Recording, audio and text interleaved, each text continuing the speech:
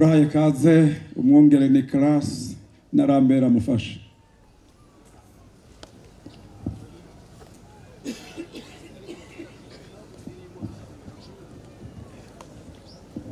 Kaze cyane.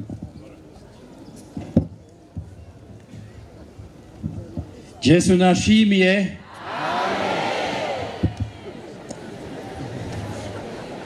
Waraya amahoro? Yego. Waraya amahoro. Yesu nashimiye. Amen. Jewe ndi umwungere wa mbere w'ishengero Philadelphia wi Stockholm.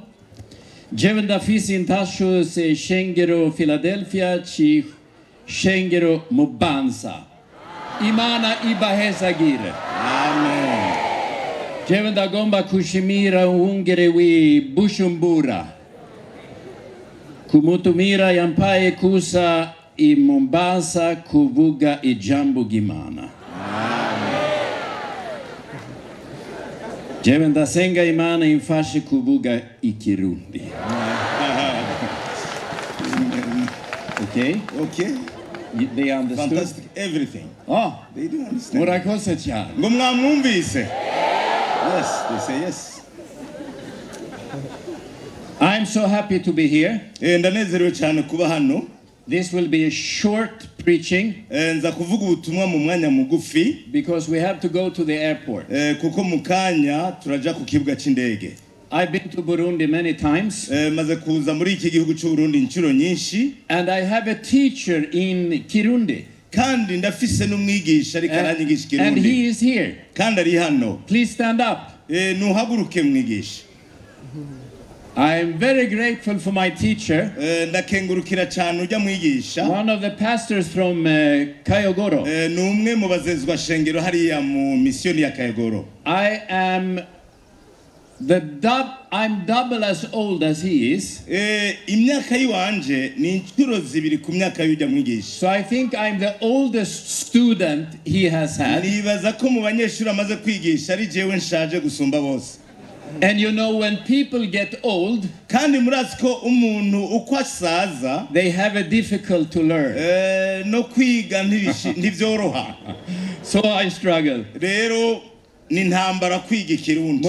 Murakoze cyane Imana ibahezagire. Thank you and God bless you. You know, inside I am like a young boy. Muri jewe numva mengo ndi umusore. I like to run. Jewe ndakunda kwirukanga. Now think about this. Rero to learn or to run? No, think about this. Mwiyumvire iki kintu ngira mvuge. Tomorrow morning, Ejo mu gatondo at this time, mu mwanya nk'uyu I will be in Stockholm, nzoba ngeze mu gisagara cy'i Stockholm, and I will be outside in the forest, kandi nzoca mva mu gisagara nje mu kibira mu ishamba, and I will run nzoca niruka together with my 2 dogs. kugira ngo nzoba ndiko ndiruka ndi kumwe n'imbwa zanje zibiri. Don't forget. Ico muzohore mukimwibukirako. But every morning when I wake up Kandi imisi yose mu gatondo iyo mvyutse and I look in the mirror, hanyuma nkiraba mu cirore, I have a shock. nama numva mengo nditangaje. There's an old man looking at me. Uyo mutama turiko turarabana mu cirore. And I realize that's me. Mu nyuma ngasanga ni jewe nyene. That's life. Uko niko buzima bumeze. Turasoma ijambo ry'Imana. Matthew chapter 8. Ubutumwa bwiza Matthew chapter 11. Matayo 11 verse 28 and 29. Umurongo wa 28 n'uwa 29. Mu izina rya Yesu. In the name of Jesus. Usome mu Kirundi? Yeah, beauty. Nimuze kuri jewe mwese abarushe n'abaremerewe ndabaruhura. Mwiremeke ingogo yanje munyigireko kuko ndi umugwaneza niyoroheje mu mutima namwe muzoronka uburuhukiro bw'imitima yanyu. Amen. Amen. In the Bible we can see what Jesus is doing. Muri Bibiliya turabona icyo Yesu ariko arakora. And we can hear his teaching. Kandi turamwumva n'inyigisho ariko aratanga. But there is only one time ariko hariho umunsi mu gihe kimwe when Jesus tells us about his own heart. Aho Yesu atubwira ivy'umutima wiwe. Only once. Ni gihe kimwe gusa. And it's here. Naha dusomye. And he says two things about his own heart. Kandi yavuze ibintu bibiri bijanye n'umutima wiwe. Number one, icambere, I am gentle. Numugwaneza. And number two, icakabiri, I am humble.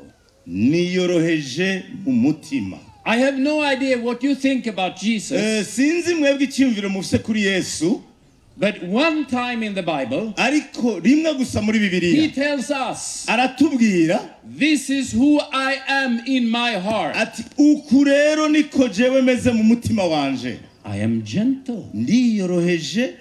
And I am humble. Ndumugwaneza kandi niyoroheje mu mutima. That is who Jesus is. Nguwo rero Yesu ariwe. Gentle.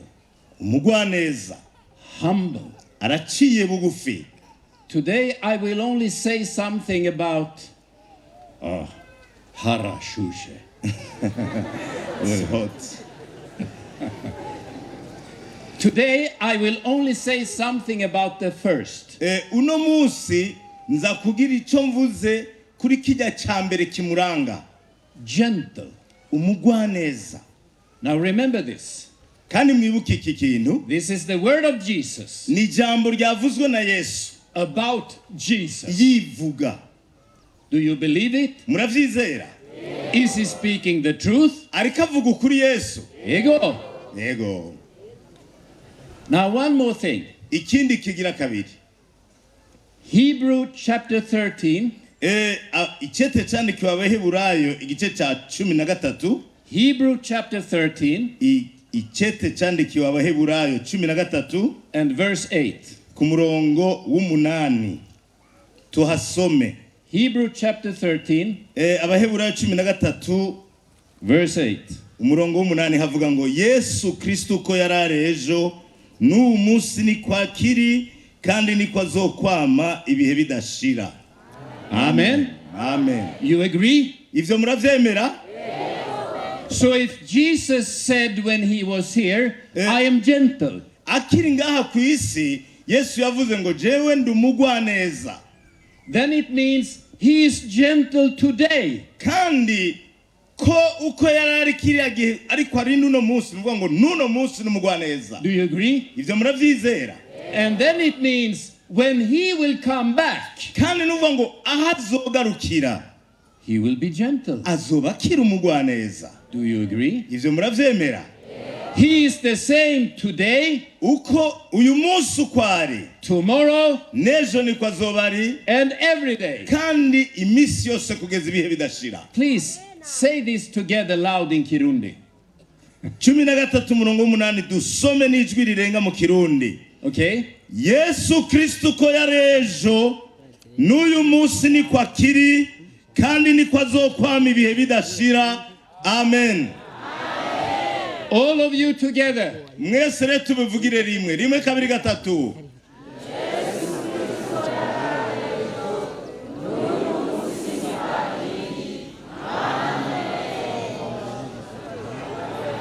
Amen. Yesu nashimye. Amen.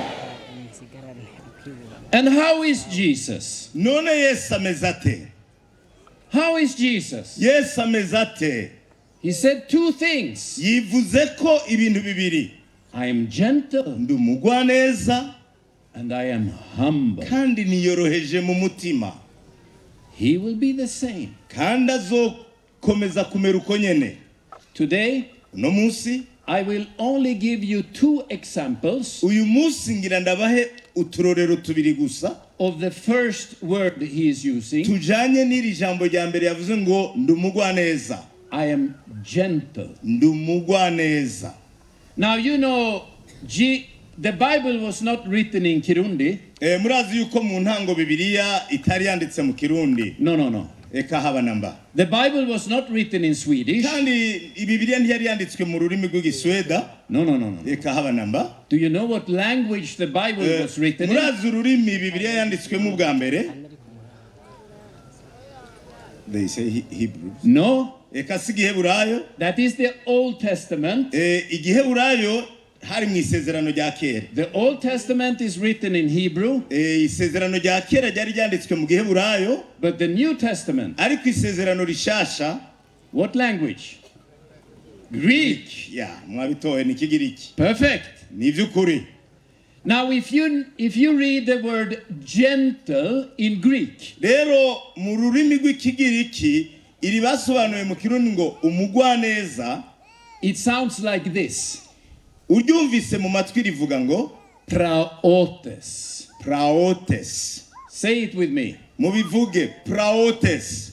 Praotes. Once again. Musubiremo. Praotes. Now you can speak Greek. Ubu rero murumva ko mushaka kuvuga Ikigiriki.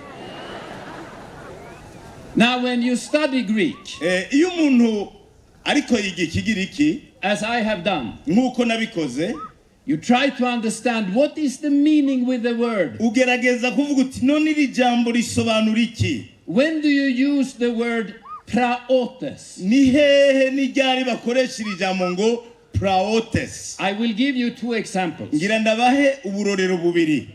You use the word praotes. Iri jambo praotes mu Kigiriki barikoresha for medicine. Mu buvuzi. You know, I've been to Burundi many times. Maze kuza mu Burundi inshuro nyinshi. And God has protected me. Kandi kugeza ubu Imana yarankingiye. But not this time. Ariko ubu ukaraciyemo. I had some problems with my stomach. Vyarashitse numva mu nda biranse ndagira ingorane. And I had some fever. Hanyuma ndagira n'inyonko ndashuha mu mutwe. You know? Ivyo mwari mubizi. Yararemvye. Then Nicolas, he said.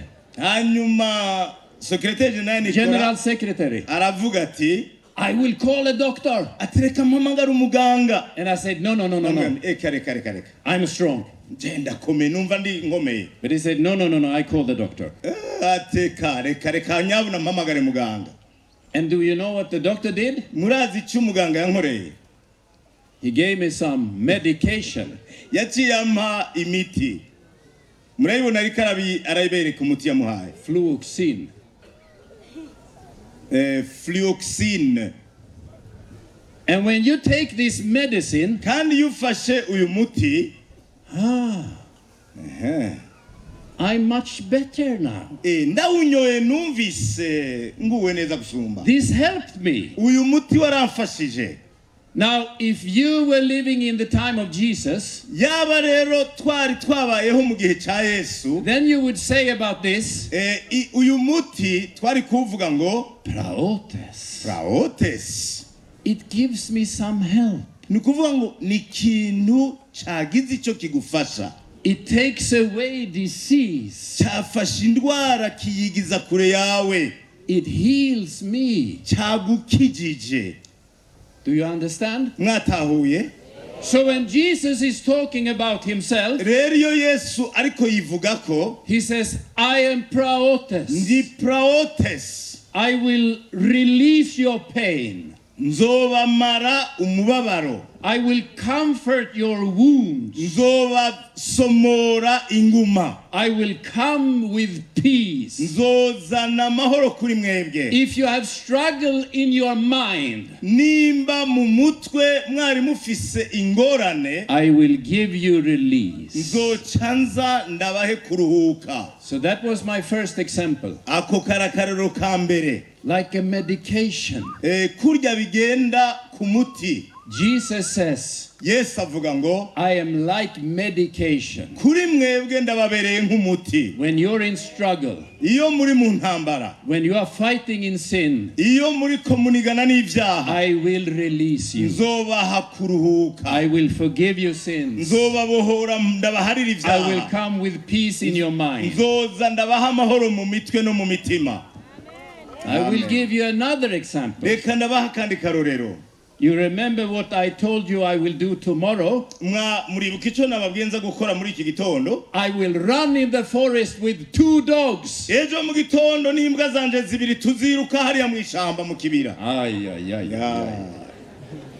Now I live 10,000 kilometers away Ni ku birometero nka 10. with a totally different culture. Ni dufise imico itandukanye n'iyo ngaha. We eat different food, Dufungura ivyo kurya bitandukanye n'ivyo different ngaha. clothes. Twambara ukutandukanye. And you know, people in Sweden, Kandi abantu bahariya muri kiya gihugu ca Sweden crazy people, n'abantu batangaje cyane. they have dogs in their homes. Batunga imbwa mu nzu zabo. Also, Umwunegere Wambere Wishengiro, Philadelphia. N'uyu mwungere imbwa yiwe babana mu nzu. He has 2 dogs Afise imbwa zibiri in his home. mu nzu iwe. Oy, oy, oy, oy, oy. Mwavyumvise? Now, one of the dog is a little dog. Imwe muri izo mbwa zibiri iracari ntoya, ni imbwa ntoya. But the second dog, Ariko imbwa ya kabiri it's a big one. ni imbwa nini. 40 kilos, Ifise ibiro 40. only muscles, Kandi ifise imitsi utoraba. big teeth, Ifise amenyo manini. big mouth. Umunwa munini. I think you would be a little bit scared. Nibaza ko iyo mbwa ihaye idutera ubwoba. General Secretary visited my home Ujya mu secretary general yarangendeye muhira. and he met with my dog. Kandi iyo mbwa barabonanye. I will not tell you anything more. Aho nta kindi nza kubivugako. And there's a businessman here, Oscar, Hari n'undi mushingana yajya Oscar. together with his mother. Yari kumwe n'umuvyeyi mama wiwe. He visited my home Barashitse muhiri wanje. and he met with Kandi iyo mbwa nabo nyene barayibonye. my dog. Barabonanye n'iyo mbwa. I will not tell you anything more. Aho nta kindi nza kurenzako. You know, the big dog, Iyo mbwa nini if he would bite me, bishitse ikandya. he would crush Nukuvuga ngo the legs. yonsemura igafata ukuguru. He will break my arm. Yocivuna n'igufa. He could break my leg. Ni imbwa ishobora kuguca ukuguru. He could snatch my neck. Yoshobora kumfata izosi karihotora. He's strong. Ni imbwa ikomeye. But he's my dog. Ariko rero ni imbwa yanje. And he loves me. Kandi irankunda. Let me tell you what will happen tomorrow morning. Reka rero ndababwire ibizoshika ejo ninashika. When I come home, Ninashika muhira. the big dog, Ya mbwa nini he will come running against me. izokiza yiruka ije Full kunsanganira. speed. Iyiruka cyane. And he will stop 1 centimeter from me. Izohagarara ku isantimetero imwe yanje. Then he will take his big mouth Ikifata wa munwa wayo munini with the big teeth na ya menyo manini. around my hand, Ikifata ikiganza canje kuboko so gentle, n'ubugwaneza bwinshi. so carefully, Kandi inyitayeho cyane. and then he will lead me into the house. Hanyuma ikindongora neza kugeza inyinjije mu nzu. He would never bite me. Ntizondya na gatoya. He will protect me with his life. Ahubwo iri ngaho ngo inkingire. Do you know why? Murazi impamvu. If my dog would have been alive in the time of Jesus, Yaba imbwa yanje yabayeho mu gihe cya Yesu, then they would have said this: bari kuba bavuze bati this dog is Praotes. iyi mbwa ni Praotes. It's a wild animal, ubundi ni igikoko c'ikinyeshamba, but he will be very friendly. ariko ibayeho nk'umugenzi wawe. He will never harm you. Ntizigera ikugirira nabi. He is praotes. Ni praotes. Exactly like Jesus. Kujya nyene kwa Yesu. We know that Jesus has all the power in heaven and on earth. Murazi ko Yesu yahawe ububasha bwose mu ijuru no mu isi. If he said one word, he will destroy us. Avuze ijambo rimwe twese twokugwaho. Will he do that? None mwibaza ko Yesu yodukorera ivyo? Yeah. Oh yeah. Why? Kubera iki? He is gentle. Numugwaneza. He is gentle.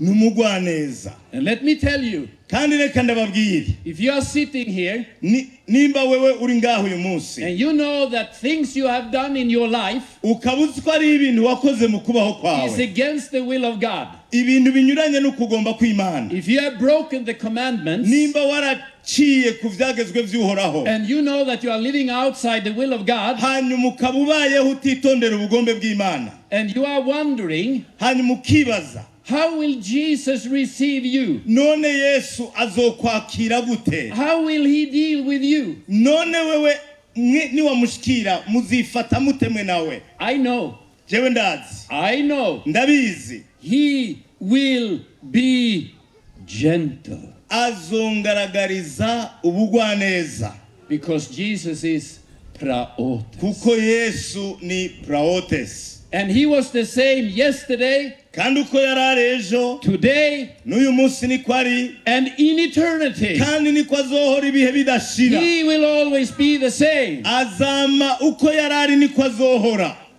Don't be afraid. Rero ntimutinye. Let me tell you one more thing about my big dog. Reka nsubire ndababwira ikindi kintu kuri iyo mbwa yanje nini. 3 years ago, Haraheze imyaka 3 I had a difficult surgery. bari bangiriye operation. So I have metal in my body. Nari mfise ikibazo mu mubiri wanje banshizemo icuma. I have a prostatitis. Bari bamushizemo kijya muhora mumva ngo prothèse. And when I came home, Hanyuma ntashengeze muhira, I was very sick. numva ngwaye cyane merewe nabi. And my big dog came to greet me. Hanyuma yambwa iza kundamutsa. And he took his big mouth Ikifata umunwa wayo wa munwa munini, round my arm, ifata ukuboko, and he led me into the bedroom, ikirantwara kugeza mu cyumba ndaramwo. and I slowly lay down on the bed. Hanyuma buhoro buhoro nk'umuntu nyene agwaye ndaryama ku gitanda. He jumped up in the bed, Nayicisimbira muri cya gitanda, and very slowly and carefully, buhoro buhoro inyitayeho he cyane, lay down on the same side that I had the surgery. ikiryama itumbereye muri rwa ruhande bangiriramo operation. And for 1 week, Kandi mu kiringo c'indwi yose, day and night, ku murango no mwijoro, he protected my wound. yaciye igumaho nk'ikingira rwa ruguma. Every night he came in my bed.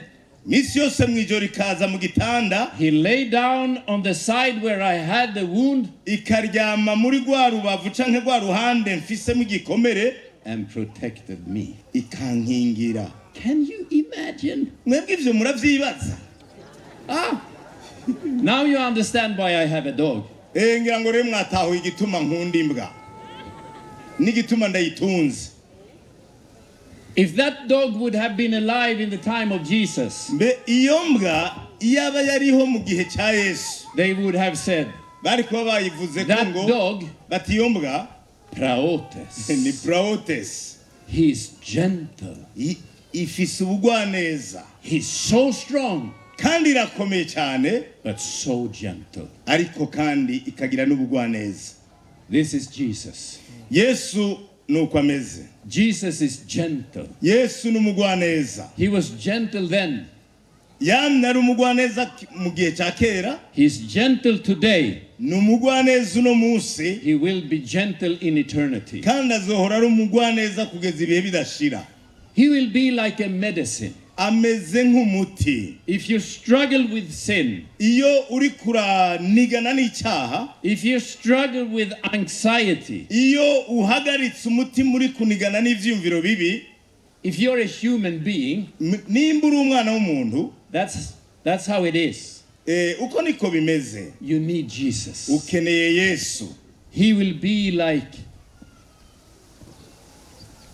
medicine. Azokubera umuti. He will release your pain. Azokumara uburibwe n'umubabaro. He will forgive your sins. Azoguharira ibyaha byawe. He will come with peace. Azoza akubera amahoro. And he will protect you from this day azogukingira kuva umunsi wamwemeye till the end of time. Kugeza ku iherezo ry'ibihe. Don't forget. Iki kintu muze mucibuke. Jesus is praotes. Yesu atubereye praotes. Tusenge Imana. Amen. Let us pray. Jesus Christ. Yesu Kristo. Thank you for being so gentle. Turagushimiye cyane kuri umugwaneza. You are gentle with the sinners. Uri umugwaneza ku banyabyaha. You are gentle with people who struggle. Uri umugwaneza ku bantu bariko baca mu ntambara zitandukanye. You are gentle with the poor. Uri umugwaneza ku bakene. You are gentle with people who are filled with anxiety. Uri umugwaneza ku bantu bahagaritse umutima ku mpamvu zitandukanye. You were gentle when you were walking on this earth. Wabonetse uri umugwaneza mu gihe wagendagenda hano mu isi. You are gentle today.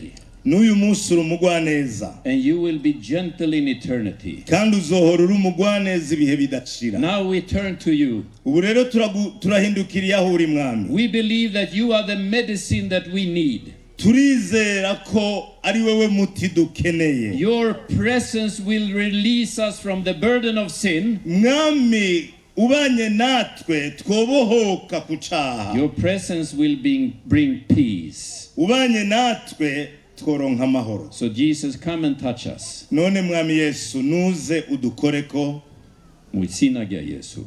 Amen. Mu izina rya Yesu. Amen.